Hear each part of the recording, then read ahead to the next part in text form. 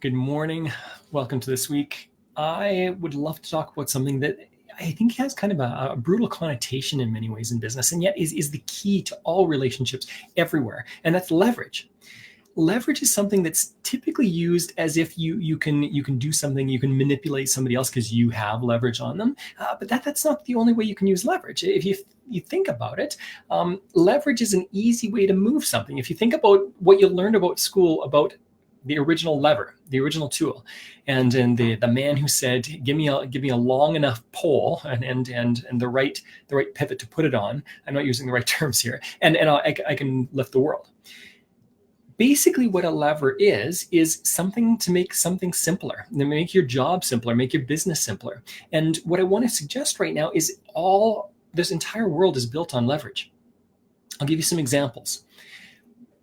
When an employee gets a job, they are leveraging the employer's time, energy, money, everything they've put into the business. They instead of building their own business and making money, they can come into a new business, new for them, and they can utilize all the stuff, the hard work that the owner has put into it to make some money.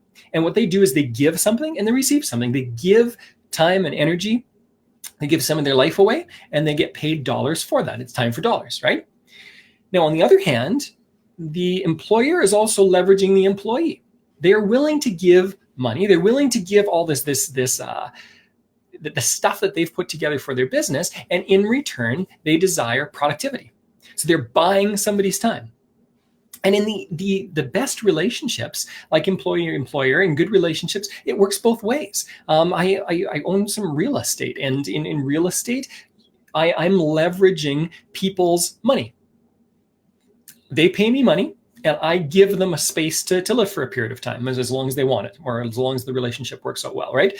And they're leveraging me. They leverage the property that I've worked hard to purchase and that I maintain, and they leverage with money. It's really simple relationships. They're all business relationships. And this happens in more relationships. Why do people get married? Why do people start long-term relationships? They're leveraging each other. They're going, I want certain things from you, and I'm willing to give you certain things for that. And that's simply relationship. That's society. That is how anyone does any kind of life. This is a really important concept. Traditionally, why do people have kids? Well, one of the major reasons people have kids is because at one point in time, they're going to be old and someone can look after them. And in the same way, how do kids leverage parents? Well, the kids, they don't choose it at the beginning, right? But they utilize time and energy and resources and care and all that kind of stuff. And in return, they will give something back to their parents. So you need to start understanding leverage in really unique ways. And once you understand it, and once you understand, people overuse the term win-win. But once you realize that each party is getting something from the other and both parties are happy, that this is a concept that really works well, and you need to understand in order to do good business. I'm going to give you an example. What about marketing and sales? Specifically talking about business, what about marketing and sales? In marketing, what do? In marketing, you are spending money, you are exerting energy, and you are putting emphasis on the emotional state of other people. Okay, you're training other people to think in a certain way according to their emotions of the moment. So when they feel hungry, they go to McDonald's, or when they feel when they want to feel sexier, they buy a pair of blue jeans. That's all been conditioning for a long period of time, and people are leveraging each other. So the marketer leverages people's emotions and where they're at and what their needs or desires are, and on the other hand, the person who's being marketed to, the person who's looking into things or clicking on links or whatever, they are leveraging somebody's ability to do this to feel better about themselves. People buy stuff to feel better. People don't buy stuff because they need it primarily. People buy stuff to fill desires and needs in their lives. So let's go to the sales process. When you are selling something, what are you leveraging? Well, you are offering value, and hopefully it is valuable.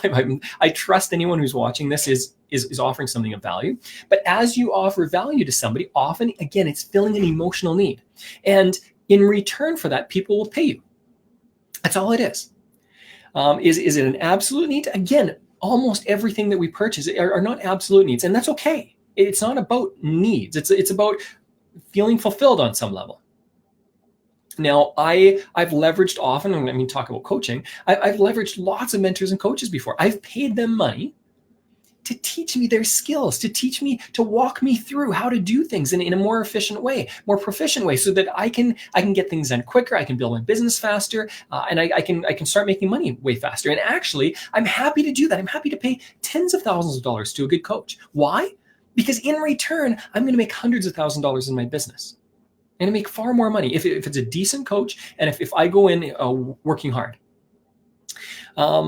We've got to think about this more often. And I want to ask you the question right now: how are you leveraging others? And by this, the question that I'm asking is, how are you offering value to others? What are you offering?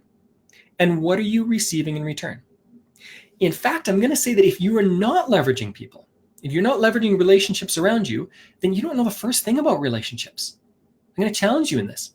Now, there's a difference between manipulation and influence. And I'm going to give you the difference right now. Manipulation, the focus is all on me. The focus is all on what can I get out of this. The focus is secondarily on somebody else. They might get value, they might not. But manipulation is all about, I want something, so I'll do what it takes to get this, regardless of how it affects you. Influence is not the opposite. Influence is not the opposite. Influence is the primary focus on the other individual with something in return. It's perfect leverage. Influence is saying, I want something for you, and I'm going to listen to you well, and I'm going to hear you well, and I'm going to do whatever I need to do to help you. And then in return, I think I'll get something back too. I mean, that's what I expect. And that's simply good relationship. I'll give you some examples. If you, and this is an example that I give often, if you are giving a lot to other people and you're not receiving something in return, you're going to die. You're going to dry up. You're going to tire out. I give this example all the time. I think I gave it last week, where they're like, think about like a body of water. If there's no inflow, if no new water is coming in and it's just draining, giving itself away, then it dies. And the same way, looking at it from the opposite side, if there's always inflow, if you're receiving from a lot of people, but you're not giving it all, again, it's not good leverage. It's not both ways. And what happens then is that you end up dying in a different way. You've got so much that's coming into you, and you're not giving anything away, that you become useless to society. Okay, it's like people who have just a ton of information in their heads. I used to know a guy who was fantastic at Jeopardy. He knew every answer to every question all the time. I'm sure he would have done fantastic at Jeopardy. And he had knowledge that was useless to society. He'd been learning, but he couldn't make use of anything. Here's the question.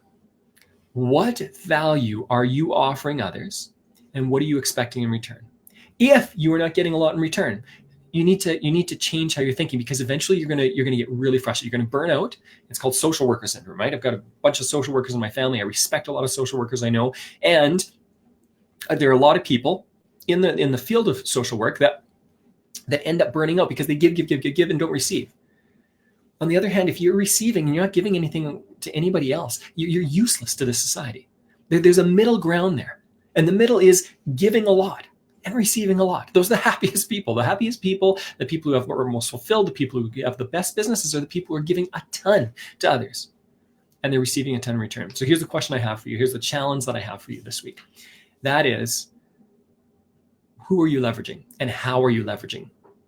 It's not about manipulation. It's not about saying, I know something about you and so I can use it against you. That's not what profitable leverage is. Long-term profitable leverage is about giving value and receiving value. What value do you offer, and what are you expecting to receive in return? It could be money. It could be relationship. It could be just a great feeling. I often will give to certain people because it feels really good. Now, I don't only do that. I also offer value for money, and I also offer value for relationship and other situations as well. But ask yourself, what am I giving? What am I receiving? And if you're not getting what you need, ask yourself, what can I give better? Or am I willing to receive things? Ask yourself these questions. Feel free to comment.